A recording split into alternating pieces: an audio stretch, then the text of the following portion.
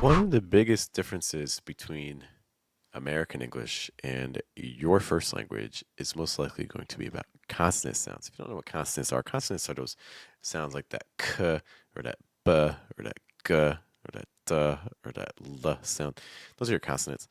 And a big difference between American English and other languages is that in American English, the emphasis is on the vowel sounds like a, not the consonant sounds. But for a lot of people who are learning English as a second language, they're taking principles from their first language and using it in English, and obviously that can cause some issues. So today we're going to be taking a look at some consonant sounds, give some ideas of what it sounds like if the consonants are a little bit heavy, and give some potential solutions that can help smooth those things out. It's up to Emmanuel hanging out with us as well. Good morning, guys. And David's here too. Good evening, good afternoon. Welcome to the Schwa Mill. This is your American English Pronunciation Review Show. We have it on Mondays, Tuesdays, and Fridays. And basically, we have a free pronunciation group on Telegram where people send in audio files. I take parts of 2 of them, and then we take a listen to them here on the stream to give you ideas of things that you maybe want to consider doing in American English, as well as those things that maybe you don't want to do. So thanks to everyone who's been sending us files. And to guide you in this process, there's me. Hi. My name is Geoff. It rhymes with breath. That's one of the 4 keys to a natural sound in American English, including placement, pitch, breath, trying to weaken these consonant sounds in order to strengthen your vowel sounds. Let's take a listen to our very first file for today and see what's going on with the consonants. He knows that problem. Okay, I'm going to play that one more time. He knows that problem. And again, thank you for sending the file. So the word I want to pay attention to here is at the end. It's that word problem. Problem. In fact, see if you can hear a difference between how I'm saying it and how you're hearing it said in the audio file. Problem. Problem. He knows that problem. Okay. So the thing that we need to pay attention to here is, first of all, we have a consonant cluster. So when the word problem, there is a B, and that B sound is going to sound like B. But what happens when you put a consonant sound and link it with the letter L? Well, you're going to get a slightly different sound. So instead of a B, L, instead you're going to get a sound that typically is going to sound more like bull, bull. Okay, and that sounds pretty different. This is because the letter L, very often, when it's at the end of a word, or in the middle of a word, or also even at the beginning of a word, it can become what's called like a dark L sound. This dark L sound sounds like oh, oh. It does not sound like l, l. One way to achieve this is by taking the tip of your tongue and pressing it down against the bottom of your mouth. So again, like l, l, instead of oh, oh. Okay. So instead of having like a B and an L, it's going to sound like bull instead of blah, blah. Okay. Because you can hear there's a lot of friction there. So instead of problem, it can become problem. Oh, boom. Oh, boom. Problem. Problem. Okay, so again, compare. He knows that problem. Okay. One of the things about the letter L as well is that can cause the placement to go up. If you don't know what placement means, it's referring to where are you projecting sound from.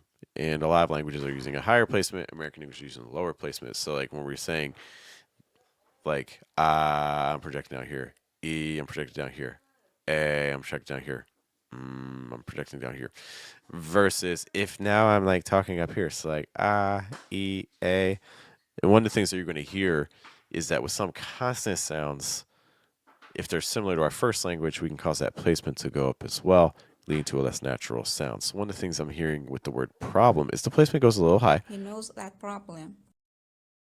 Okay, problem, problem versus problem, problem. Do you notice that problem? I'm kind of like, it's almost like I'm talking like up around here, maybe like the lower part of my jaw or even towards my lips, versus now I'm projecting more towards my diaphragm, chest, stomach area.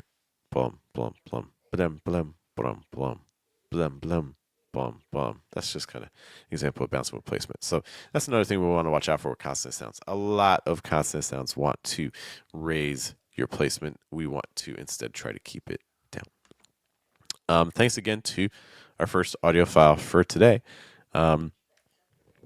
Just just want to give a quick shout out to our sponsor, who's me. I'm the sponsor.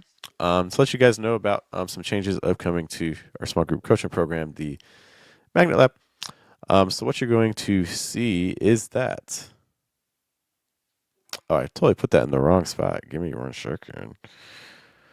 Awkward. Basically, our small group coaching program is adding some additional hours across different time zones as well. So no matter where you are, if you're in Europe, if you're in Asia, if you're in South America, if you're on the west coast of the U.S., we got some times that hopefully are going to work for you. Mondays, Tuesdays, and Wednesdays, we have group sessions that meet from 9 to 9:30, 11 to 11:30, and 8:30 p.m. to 9 as well on Fridays, an 11 to 11:30 session.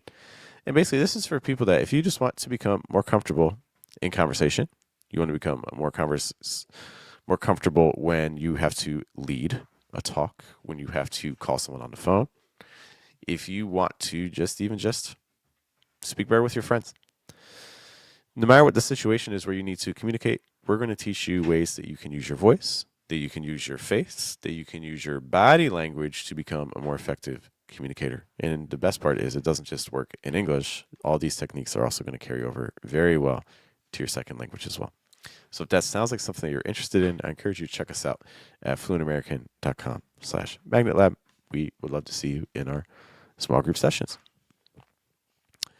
Okay, let's take a listen to our second file for today. Hello also to our friend here, Z. Thanks for stopping by. Our second file for today. And if so, is there any other words that have the same rule?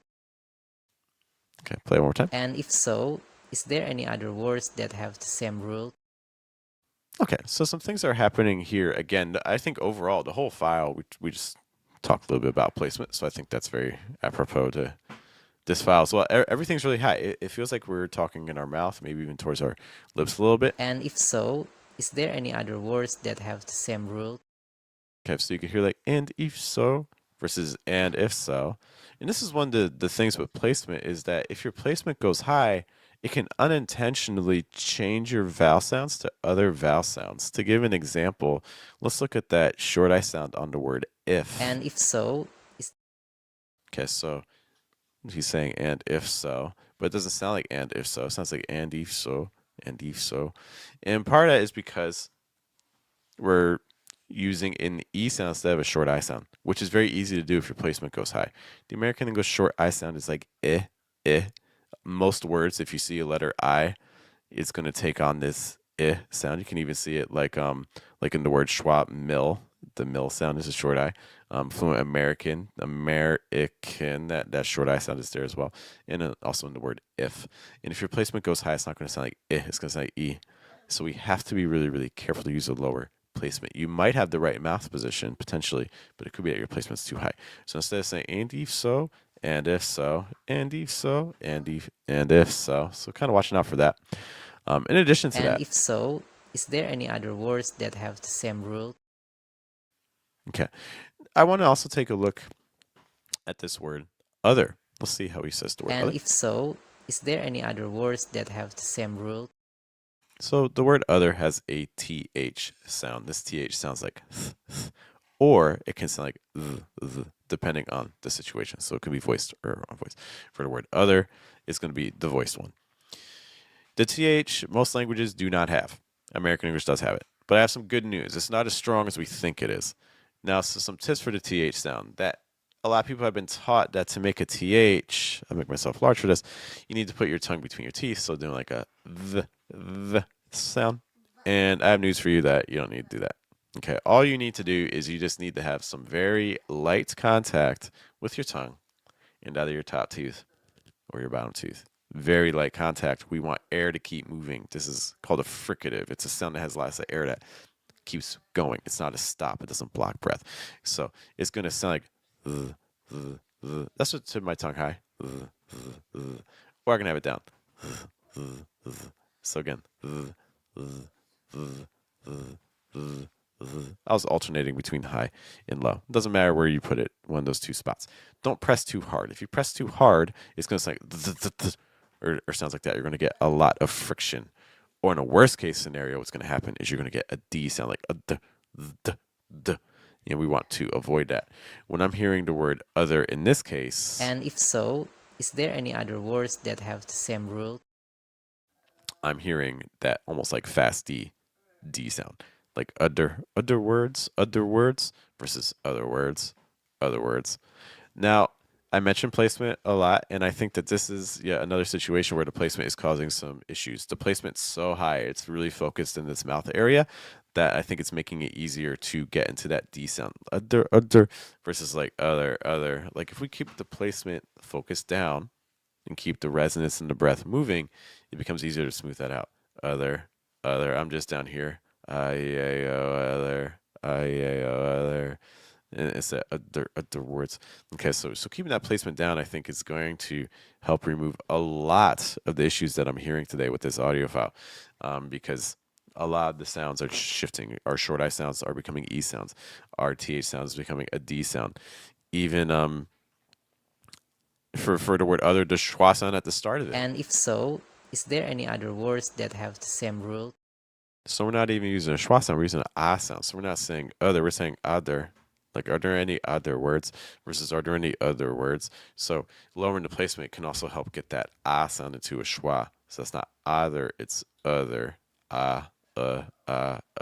We want the lower one.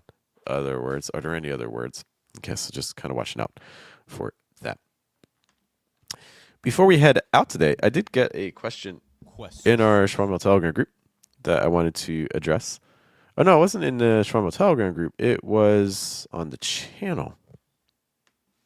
And they were asking about, unfortunately, I forget the exact words. They were asking about some R sounds. And I believe one of the words that they were talking about was the word, for instance, like order. So some notes about R sounds. For any R words you may be working on, maybe this isn't the word we were asked about, but the principles are still going to apply. For R sounds, the key with an R sound is we need a lot of breath and air passing through. Okay, so it doesn't sound like where the back of my tongue is super, super high, my mouth's really closed, my placement's high, I'm blocking breath. It's not the sound we're going for. I know that the American English R is famous for being very strong and very present, but the reality is that it's actually a very light sound. It just has to be there a little bit. As long as it's a little bit there, you're good. It doesn't need to be this sound that just takes over a word. So, for instance, in the word order, some things to consider. Your stress is on the first syllable, so that's going to be your primary syllable. The second syllable is reduced. It's not stressed. So it's going to be weak, it's going to be fast, it's going to be light. So that final R sound, you can honestly just pronounce it like er, er, er, That's all you need. You can even whisper it more. That's all you need. Okay, so if you can get that sound, you'll be good on that last syllable. The first sound is an OR sound. So it has that O sound that links with the letter R. So like, let's just see if we can make an O sound to begin. It's like oh, oh, oh, oh, oh. Let's finish with an R at the end of or, oh, or, oh, or, oh, or. Can you just like alternate between those? Oh, or, oh, or, oh, or. And then we finish with that really light sound that we practiced a moment ago. It's like order.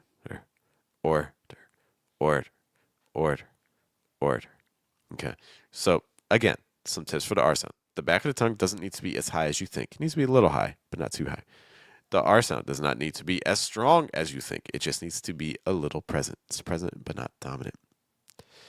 The R sound, depending on the position it's in, can be very faint, weak, soft, especially if it's the final syllable, and that final syllable is not stressed. Lastly, for the R sound, pay attention to the vowels that are around the R, if those are the primary vowels. So for instance, in order, give a little more space to that O sound can be really helpful. Order. Okay. Hopefully, those suggestions help you with order. Jose's hanging out with us. He's got a question as well. Geoff, on the word sweetener, do you make that crisp T or just a flap T? You don't use either of them, actually. You use what's called a held T or a stop T. This is because when you have a T that is then followed by the letter N, what's going to happen is that T is going to take on a held sound. It's like you see sweet, and then you have that N sound after sweeten, similar to like mountain or cotton or written. So again, when you have a T plus an N sound, you need to use a held T. So sweet becomes sweet. Sweet becomes sweet. It's not the same thing as just removing the T. Okay, because if you remove the T, then you would just get like sweet. Can you hear a difference between sweet and sweet? Sweet, sweet, sweet, sweet. What's happening when I'm using the held T? That was the second one. Okay, the second one, all those. Sweet, that's no T. Sweet, that's a held T. So if you can't hear the difference between those, you need to start with that. You need to start off with just held consonants. If you can do that, though, okay, the next thing you need to do is you need to add an N sound. It's like sweet. Mm.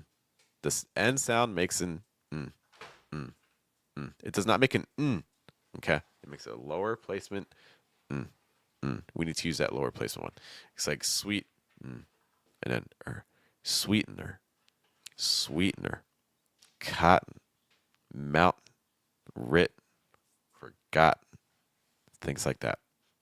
Okay, so that's the type of T that we need in that situation.